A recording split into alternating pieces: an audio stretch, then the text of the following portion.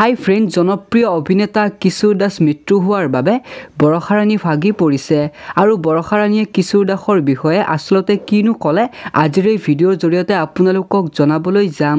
তেনেহ'লে ভিডিঅ'টো আৰম্ভ কৰাৰ আগতে প্লিজ ভিডিঅ'টিত লাইক এটা কৰি দিব আৰু চেনেলটো ছাবস্ক্ৰাইব কৰি ল'ব, কিয়নো এনেকুৱা ধৰণৰ ভিডিঅ'বোৰ মই আপলোড কৰিবলৈ চেষ্টা কৰোঁ। তেনেহ'লে বলক আজিৰ ভিডিঅ'টো আৰম্ভ কৰোঁ।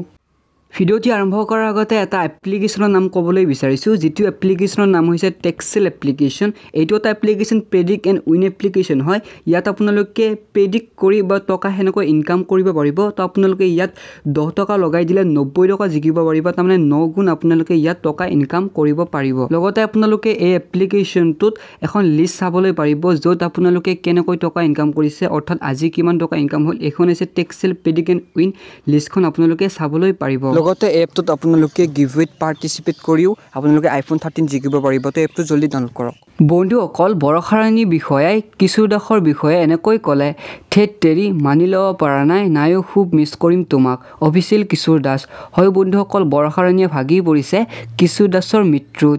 বন্ধুসকল, আপোনালোকেও যদি কিশোৰ দাসক ভাল পায় তেনেহ'লে প্লিজ ভিডিঅ'টিত লাইক এটা কৰি দিব আৰু কিশোৰ দাসৰ বাবে যিমান পাৰে সিমান প্ৰাৰ্থনা কৰিব। ধন্যবাদ। জয় আই অসম।